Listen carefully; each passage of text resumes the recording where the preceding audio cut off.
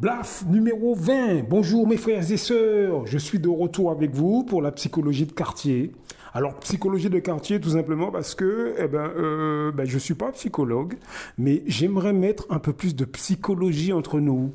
Oui, que vous soyez africain, afro-caribéen, quel que soit le pays ou l'île, mettons un peu de psychologie entre nous. Alors, je ne suis pas psychologue, mais j'en parle et je vous incite à faire de même. Nous devons étudier nos manières, nos façons de nous comporter entre nous, nos façons de réagir, nos émotions, à quoi vous aspirez, comment vous vous sentez, quels sont vos traumas. C'est de ça qu'on parle d'ici. On parle de psychologie. Ce n'est pas de la critique méchante, non.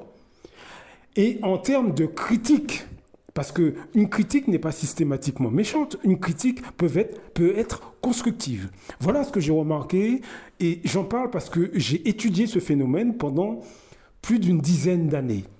Vous avez beaucoup d'afrodescendants, lorsqu'ils sont dans les soirées, le samedi, le vendredi, ils se sentent black.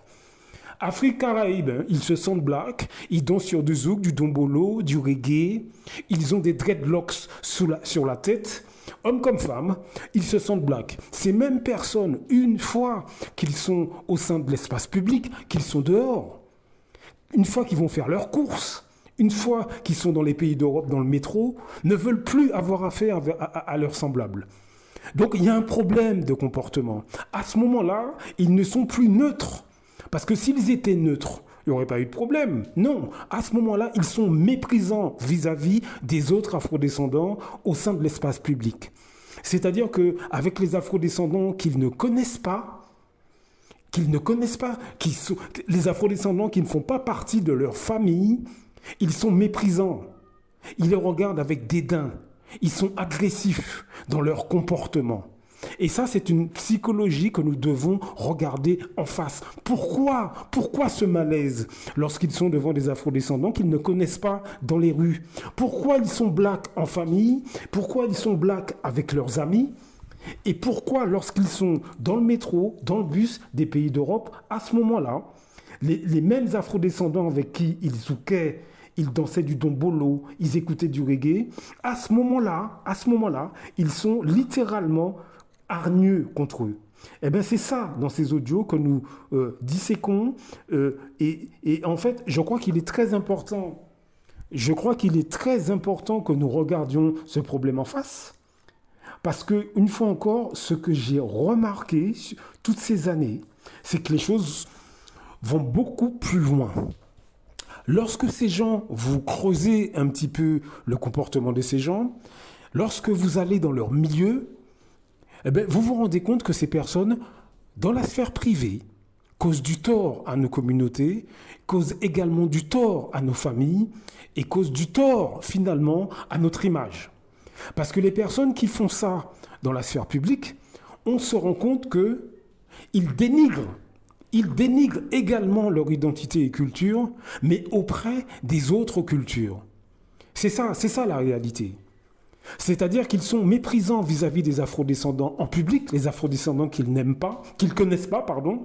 Ils ne les connaissent pas, ils ne font pas partie de leur famille. Donc ils sont agressifs vis-à-vis d'eux, ils les méprisent. C'est un mépris racial et culturel, bien sûr. Des afrodescendants, vous devez le savoir, Afrique, Caraïbes, des afrodescendants méprisent la négritude, méprisent l'africanité quand ils sont en public, dans les rues, et ils sont méprisants vis-à-vis des Noirs qu'ils ne connaissent pas. Ils affichent leur vrai visage. Mais en même temps, en parallèle, ils méprisent verbalement nos cultures écoutez bien, auprès des autres membres des autres cultures. C'est-à-dire que quand ils côtoient des Européens, des Arabes, des Chinois, etc., j'ai remarqué, en enquêtant, que ces mêmes personnes dénigrent l'africanité ou nos cultures auprès de ces gens-là. Donc voilà ce qui se passe.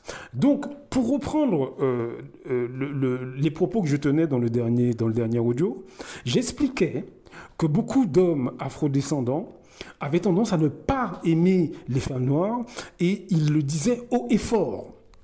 Parce que vous devez le savoir, messieurs, dames, ces hommes afrodescendants dont je vous parle, ils déconseillent aux autres hommes afrodescendants de fréquenter des femmes noires. Voilà cette catégorie d'hommes noirs fait des dégâts également. Et j'avais dit qu'il y a une sous-catégorie parmi ces hommes qui, en fait, ils ne veulent pas se mettre avec une femme noire parce que la femme noire va être en mesure de voir leur trauma. Leur trauma. Donc, vous devez comprendre une chose. Vous devez comprendre une chose. Une catégorie d'hommes africains ou afro-antillais ont des traumas. Ils ne se sentent pas bien en eux. Ils sont complexés.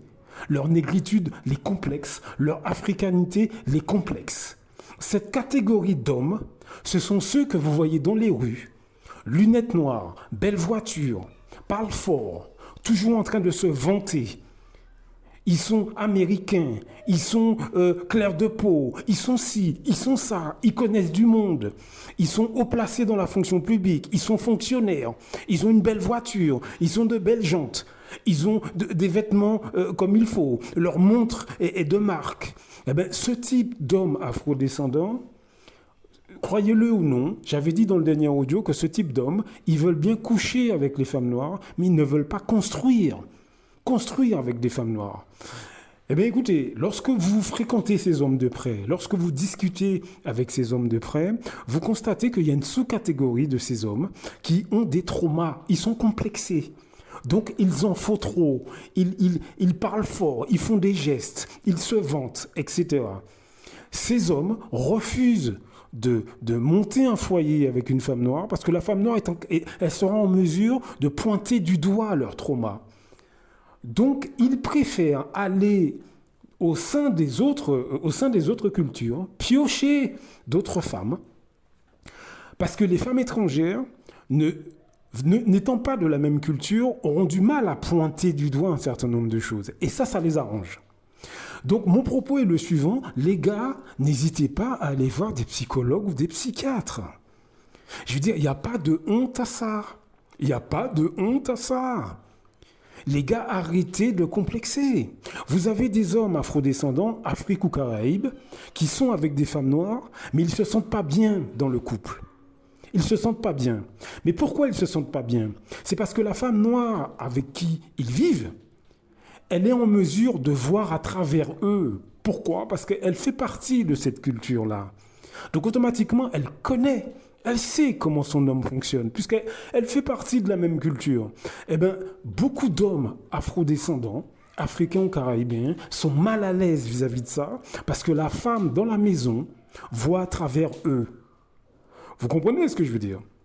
Et donc, ça leur pose problème. Ça leur pose problème. Donc, c'est pour ça, vous avez des cas de figure où les couples ne fonctionnent pas. La femme se pose des questions. Elle se dit, mais pourquoi il me trompe? Pourquoi, pourtant, je fais tout pour qu'il soit heureux, etc. Eh bien, vous avez une catégorie d'hommes afrodescendants. Leur vrai problème, et ça, ils ne vont jamais vous le dire. Hein. Moi, je vous le dis parce que je suis un homme afrodescendant. Donc, j'en parle. Eh bien, il faut que vous sachiez qu'un certain nombre de ces hommes sont mal dans leur peau. Ils ne sont pas bien, parce que vous êtes capable de lire en eux, et vu que vous êtes une femme noire, ça les dérange. Une femme étrangère ne sera pas en mesure de le faire parce qu'elle fait pas partie de cette culture-là. Donc ça veut dire que quelque part, il y a un manque de confiance. Ces hommes ont un manque de confiance en eux et ont un manque de confiance envers la femme noire. Moi, le conseil que j'aurais à donner à ces hommes, c'est parler à vos femmes. Si vous êtes avec une femme noire dans la maison et que vous ne vous sentez pas bien, mais dites-lui, il n'y a pas de raison. Elle va pas. Si vous lui dites, mais chérie, écoute, je ne me sens pas bien, j'ai besoin d'aide, allez voir des professionnels, ensemble. Ne faites pas payer aux femmes noires vos traumas.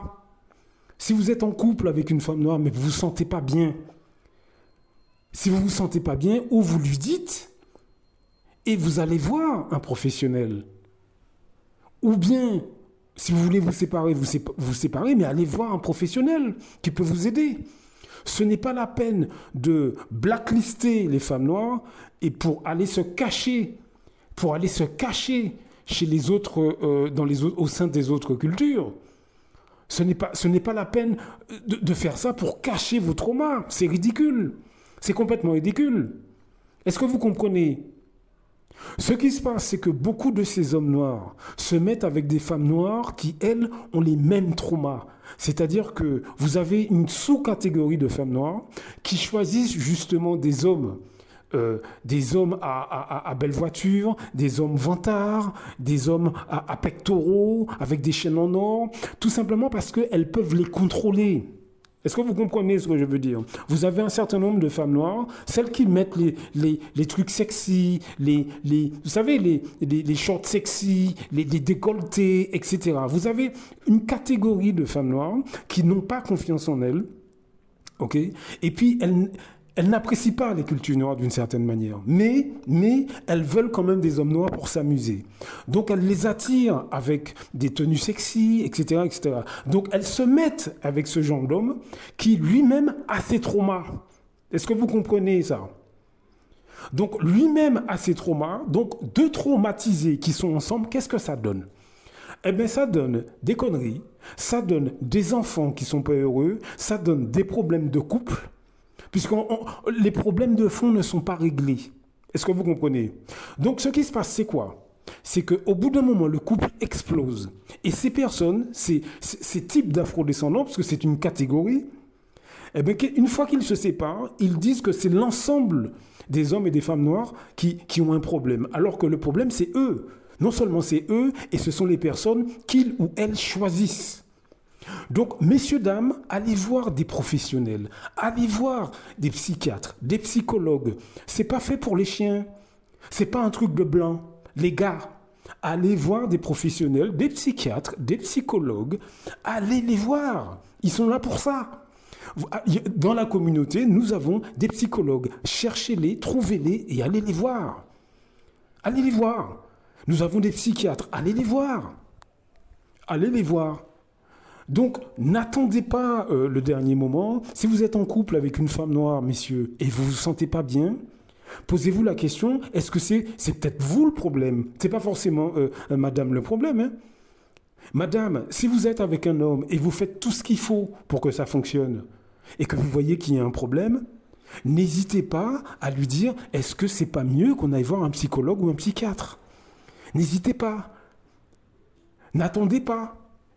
Nous avons des problèmes psychologiques que nous devons apprendre à régler et au préalable qu'on doit apprendre à regarder en face. On doit apprendre à regarder les choses en face. Donc, cette année 2024, ce que je souhaite à tout le monde, c'est que on se dirige, pour ceux qui en ont besoin, vers les professionnels. C'est important. N'hésitez pas, messieurs, n'hésitez pas. Arrêtez de bomber le torse. Arrêtez de rouler les belles voitures. Arrêtez. Prenez soin de vous, de votre tête. Prenez soin de votre intériorité. C'est ça que moi je souhaite. Est-ce qu'on est d'accord ou pas? Blaf avec vous, je vous embrasse. À très bientôt.